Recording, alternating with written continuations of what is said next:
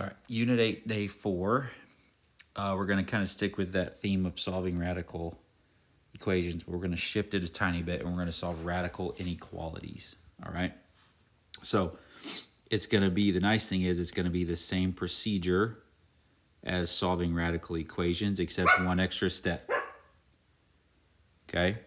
So what we've got to do is if the index is even. So if it's a square root, we must also set the radicand greater than or equal to 0. Okay? Because remember, we're not allowed to take the square root of negative numbers. So we've got to make sure whatever is underneath the square root is going to give us a positive number. So to do that, we set it greater than or equal to 0. If the index is odd, then we don't have to do that, because we can take the cube root of a negative number. Okay? So we just have an extra step if it's a square root. Okay? If it's a cube root, we don't have that extra step. So solve each radical inequality, graph your solutions, and write an interval notation. So same set of steps. First thing we're going to do, isolate the radical. This one's good to go. So we're going to square both sides. Okay? So that's going to give us 2x plus 4 is less than or equal to 16. And we solve. Subtract your 4 and then divide by 2. So we get x is less than or equal to 6. Now, if we look, the index is even. It's a square root. So we've got to take 2x plus 4 and then say that's greater than or equal to 0, because it's got to be positive. So if we solve, we divide, we get x is greater than or equal to -2. Okay, so as far as our solution goes, close dot because it's less than or it's or equal to, right? And greater than that would go this away. And then 6, close dot, less than that would go this away. So what we want, our solution would be in the middle where they overlap each other, okay? So the interval for that would be from -2 to 6. So every number between -2 and 6 would be a solution to that inequality, okay? So that's how we're working with these. Number 2, same deal, isolate the radical. So first thing, we've got to subtract, get 3. Square root of x minus 3 is less than or equal to 1. Okay. Divide by 3. So square root of x minus 3 is less than or equal to 1/3. Now we can square both sides. Okay. That's going to give us,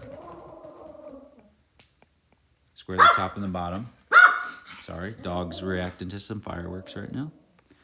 And then if we add 3, use your calculator, that's going to give you 28/9. Okay? So now again we check. Index is even again because it's a square root. So we've got to take x minus 3. That's got to be greater than or equal to 0. So if we add 3, we get that. Okay? So if we think about putting this on a graph, 28/9 is 9 1/9. Or 9, sorry, not 9 1/9. Good Lord. Good Lord. It is 3 1/9. So it's bigger than 3. So 3 greater than that would go this way. And then 3 1/9 would go that way. So our solution in the middle where they overlap would be 3 to 28/9. Just like that. Okay? So that's what we're working with. Now for number 3, if we check out this guy, this is a cube root. So radical's already isolated, so we're good there. So we can cube both sides. And that's going to get rid of that cube root. 1 cubed is 1. And if we subtract, get x x is greater than or equal to -1, okay? And then in this case, the index is 3, so it's an odd index, okay? So since it's odd,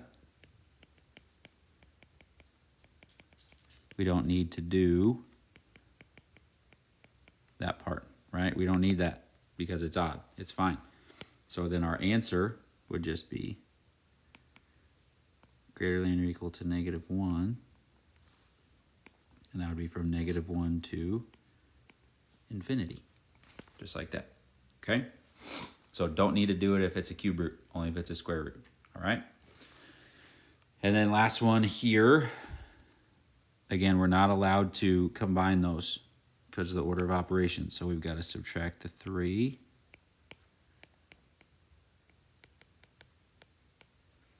Right? Then we can divide by 4.